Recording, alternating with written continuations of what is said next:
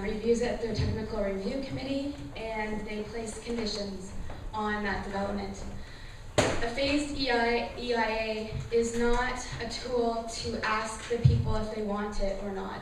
It's a tool to ask, it's a tool to mitigate the process, not decide if it should go ahead or not.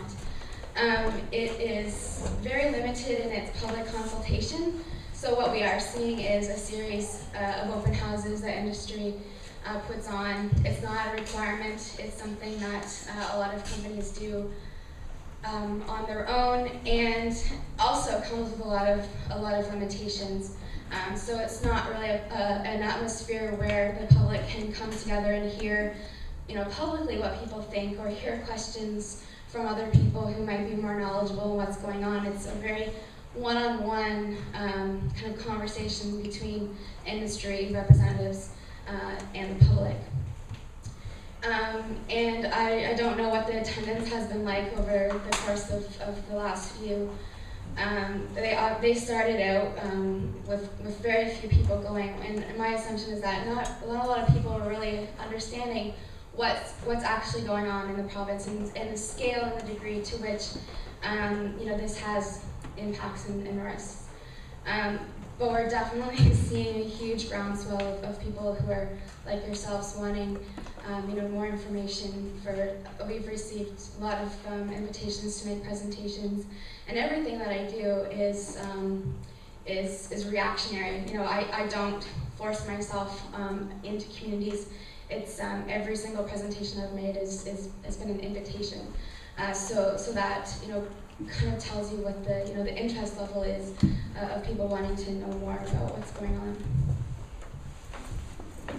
Oh, the other thing I wanted to mention about the phased EIA is that it really does provides a lot of opportunity for ministerial influence. So at the end of the day, the minister has the decision on everything that's involved in conditioning that process, or deciding if that process is going to move on to the next phase, or if that exploration is going to move on to a production stage.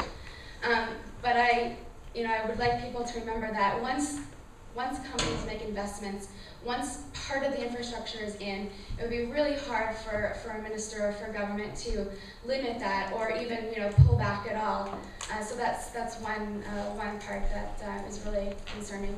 It also doesn't allow for the phase process doesn't allow for an assessment of the landscape as a whole, or the province as a whole.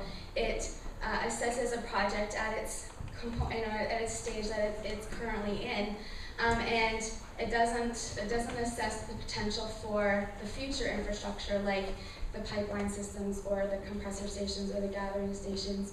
And so all of a sudden we would get to that final stage, and then we might go, shoot, maybe we did too much in this watershed or this area, and so it just doesn't allow us to look at the province as a whole.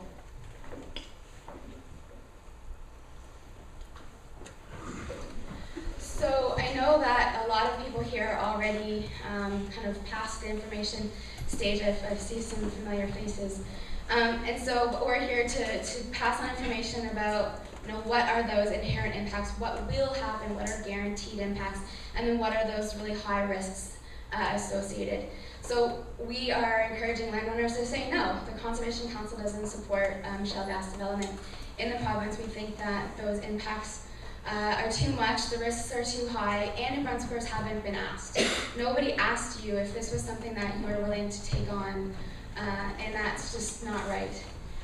So a lot of things are happening out there in communities. People are rallying wherever there's kind of public opportunities to raise awareness. There's rallies. Being vocal, I'm noticing every single day there's a